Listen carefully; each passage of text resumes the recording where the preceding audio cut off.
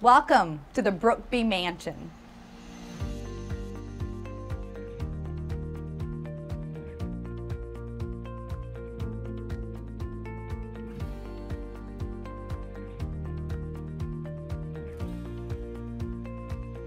Hi, Kindell Rerucha, Realtor with the Lucas Howard Group and board member of the Ada Business Association. Today, we have the honor of going through the Brookby estate with Dave Weinandy, who's a professor here at Aquinas College. So, Dave, this place is enormous. I heard 41 rooms and 11,000 square feet. Certainly. Can you tell us a little bit of background about the home? It will take a long time to describe everything about this home, but we're sitting on 8 acres of land, with this being the main estate building, but there are also 3 additional homes on the land that were historic. It was built in 1926, and actually the start of construction was 1926, but it took 2 years, so it was 1928 when it was completed.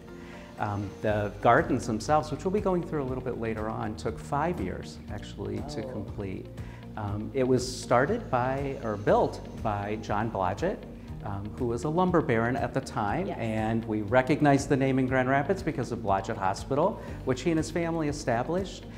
Interestingly, his sister, Susan Lowe, also established Butterworth Hospital. And really? The sister house to this house is on the Aquinas campus. It's called Holmdene, and they're very, very similar types of estates. And Aquinas sits on the Lowe estate, and this is the Brookby estate.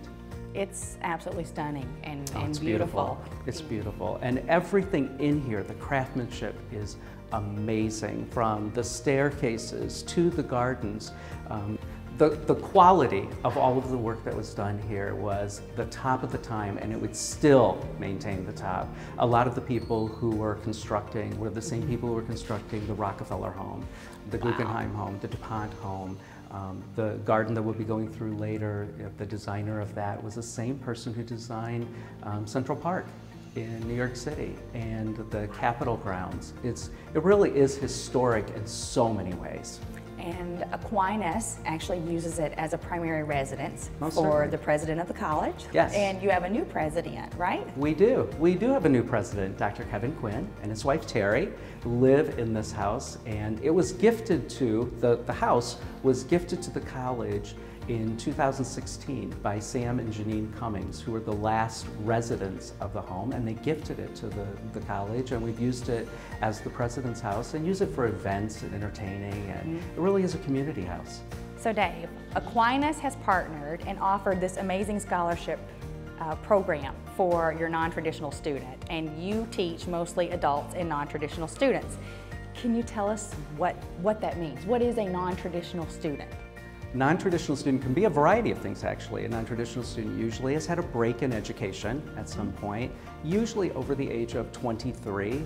Actually, in reality, oftentimes quite older than that. I've had students up to about 90 years old in my classes at both the undergraduate and graduate level. So this scholarship in particular can be used to pursue a degree, finish a degree, whether that's an associate degree, a bachelor's degree, a master's degree, or it can just be used to take classes for fun, and sometimes for professional development, but just for some skill development as well.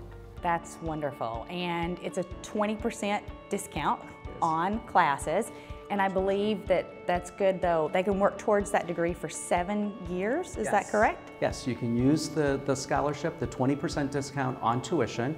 You can use that for up to 7 years. So if you want to take quite a few classes in 7 years, you can. If you want to take just 1 or 2 classes in 7 years, that's an option as well. So you could get a master's, You or certainly could. if you just wanted to get a little better with your accounting skills or something like that, you could just take a couple classes and this would be available to you.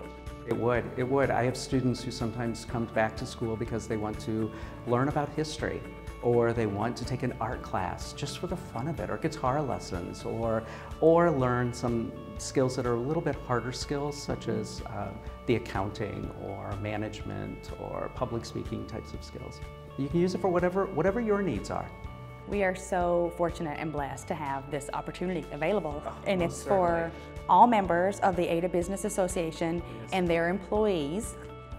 So there is going to be a link at the end of the video that you can click on for more information about the program. And let's go see this house. All right, let's take a tour. So this is the breakfast room. It is. The solarium as well. Solarium. Yes. And the lattice work in here, 13-foot ceilings, and it is just beautiful. It is. It's absolutely beautiful. And part of the beauty of this is also the views that you get out into the grounds. Fisk Lake is in the background, and you can see a majority of the acreage in the back, and it's just very, very peaceful. Ironically, when the Blodgetts lived here, they oftentimes didn't use this room because they were at their other homes out east or in other places, and the sunshine comes in the morning to this room and face east, and so that's why it's a breakfast room. But they oftentimes, during the times of the year when the sun would be shining in, those were times when they were visiting their other homes. So they I would be in here all the time. I would too. Morning, noon, and night, there'd be sun in here. And while we're in the breakfast room, Most certainly. we have some new building going on at Aquinas as well. We have a lot of new building. Not only do we have a new president in this home, we have a lot of new building and renovations going on. We have the Elksness athletic facility where people can come in and just obviously do any kind of athletic event, as well as our intercollegiate sports take place there. We have a chapel, Our Lady's Seat of Wisdom. It's just our first freestanding chapel that was built specifically as a chapel on our campus. We're Dominican Catholic College, and that's open to the public as well, a 300-seat chapel. And then a huge $32 million science initiative. So all of our science buildings and our science programs are being renovated and updated to meet the demand of the STEM programs. Wonderful. Producing future engineers, scientists, nurses, mathematicians in the area. And we're going to need lots of those, especially with the booming economy that we have here in West Michigan. Most certainly. And this is the dining room with a secret door into the kitchen. So Dave, this was the dining room that the family used back in the day. Is it still used as a dining room today? It is still used as the formal dining room, not the everyday dining room, but the formal dining room for the families who have lived here since then, yes. Can you imagine having dinner in a room this size, you know, when you're on this end and your significant other is way over here and trying to have the conversation? I have to imagine everything tastes better in here. It just does. It's beautiful. A beautiful room that is incredibly ornate, but because of the size of the room, it doesn't look and feel overly done and overly ornate. It's beautiful, and the fireplace here, this is a cream Italian marble, and it's just absolutely beautiful. There's marble actually used throughout the house, and it's not always Italian marble. There's Vermont marble, Black Belgian marble in the foyer area. But one of the things that you'll notice with all the things like the fireplaces or the woodwork or some of the other touches through the house is the craftsmanship. Every single thing is carved, and it's been hand carved, and you see things that sometimes we don't see in homes today. You're exactly right. And for those that aren't history buffs, I'm not sure they're aware that if you were able to use marble, a lot of families did, because it also helped keep the home cooler in the summertime when there was no air conditioning. As did the big windows and the big doors that are available through this house, and specifically in this room. There are doors that lead out into the back veranda, again, facing the lake. And there are also 4 Chinese lacquer murals in this room as well. Yep, yep. And it provides almost like an instant artwork for the room. And you're going to find that there are various cultures represented throughout the house. The Chinese culture is represented not only in this room, but we're going to see that in the gardens as well. Great. Let's go take a look. All right. Welcome to the Brookby Gardens. We're standing in the middle of the gardens that, along with the grounds, actually took 5 years to design.